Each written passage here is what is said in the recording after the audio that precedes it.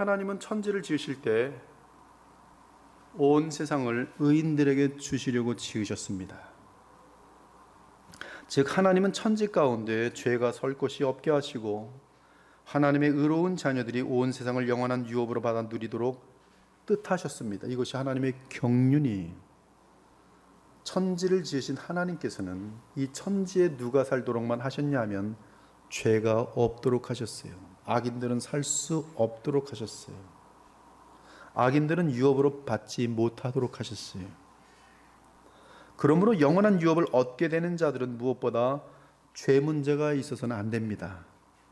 죄 문제가 있는 자들은 이 땅에서 살 수 없어요. 땅이 없으면 어떻게 됩니까? bottomless, 무저갱 같은 곳에서 살게 될 것이에요. 유다서를 보면 그들은 땅이 없어서 유리합니다. 여러분 어렸을 적에 꿈을 꿨는지 모르겠지만 이 낭떠러지에서 떨어지는 꿈은 끔찍해요. 어떻게 말로 설명이 안 됩니다. 또 높은 곳에서 보면은 휘청휘청하죠.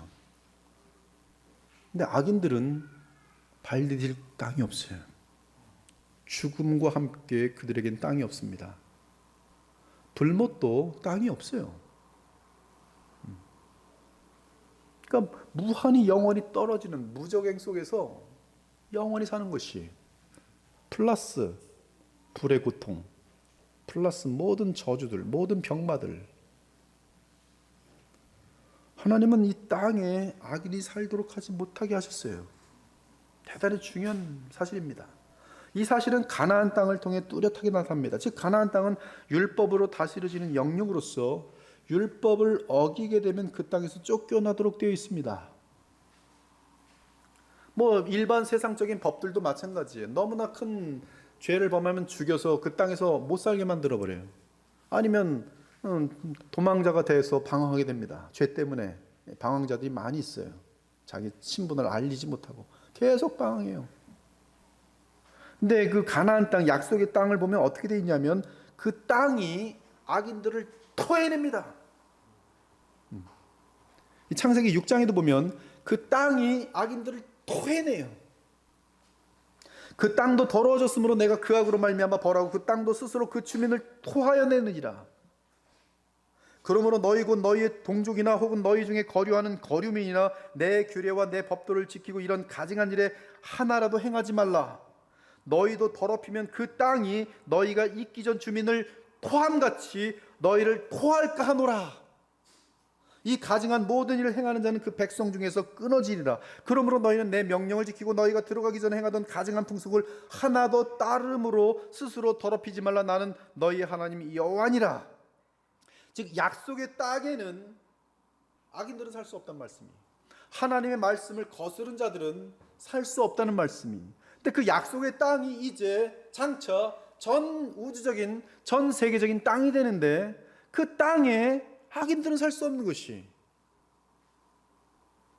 그러니 악인들은 얼마나 죽음 이후로 그리고 그의 썩을 부활체를 입은 이후로 얼마나 땅이 없는 세상 생각해 보십시오. 땅 없는 세상. 따라서 이스라엘 백성이 하나님의 법에 따라 여호와 하나님을 섬기지 않고 우상신을 섬길 때 그들은 약속의 땅에 거하지 못하고 포로로 잡혀갑니다.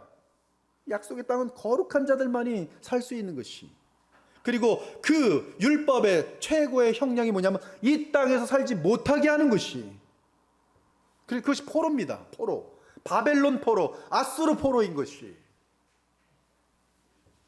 따라서 하나님의 약속의 땅에는 죄 문제가 해결되지 않고는 영원히 거할 수 없는 것입니다. 그러나 하나님은 자기 백성에게 회개하는 영을 주셔서 죄 문제를 해결해 주심으로 다시 그 땅으로 돌려주실 것입니다. 이때 하나님은 그들의 죄를 담당하시기 위해 안식년과 희년을 제정하시는데 그 제도는 실제로 우리 주 예수 그리스도의 속량을 예표합니다. 그것이 레위기의 내용들이고요. 상당히 많은 안식년과 희년에 대한 제도인데 그 구약에 있었던 실제 땅과 관련된 그 제도는 정확하게 예수 그리스도의 십자가의 속량을 알려주고 있다 이 말씀이.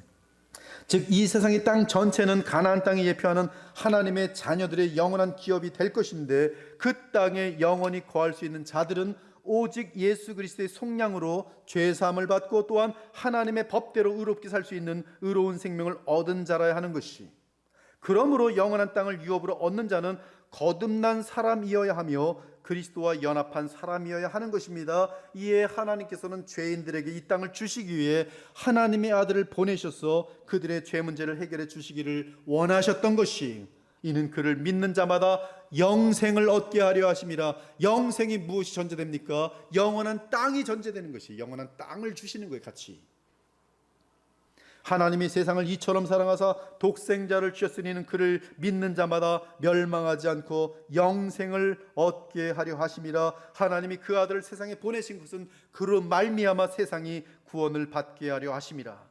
그러므로 예수께서는 산상수훈을 통해 이 사실을 분명하게 교훈하십니다. 심령이 가난한 자는 복이 있나니 천국이 그들의 것이며 온유한 자는 복이 있나니 그들이 땅을 기업으로 받을 것이며 마음이 청결한 자는 복이 있나니 그들이 하나님을 볼 것이며 의를 위하여 박해를 받은 자는 복이 있나니 천국이 그들의 것임이라.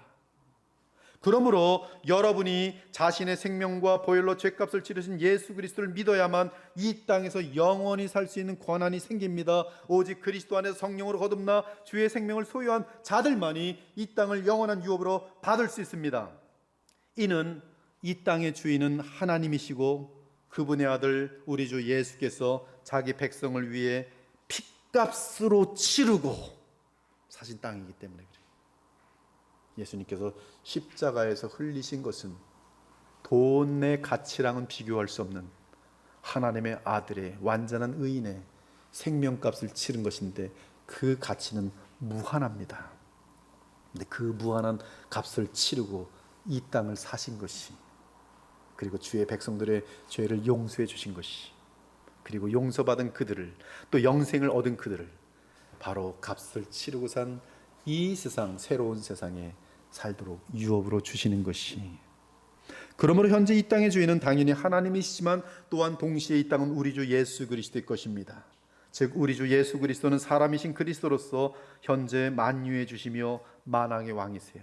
실제로 예수 그리스도는 이 온 우주에, 특히 이 지구의 완전한 주십니다. 그분 것이.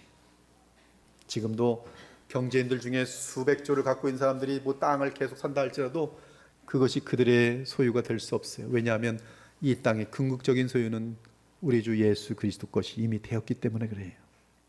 그래서 그들은 주님을 왕으로 섬기지 못한지라 때가 되면 내 땅 내놔 할 때 법적인 근거로 그들은 주장할 수 없어. 다 쫓겨납니다.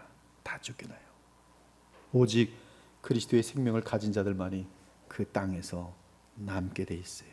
그들을 성경은 의인이라 부르고 있는 것이 의인들이라. 따라서 예수 그리스도께 엎드려 그 발에 입 맞추는 자만이 이 땅을 주께로부터 유업으로 받게 될 것입니다.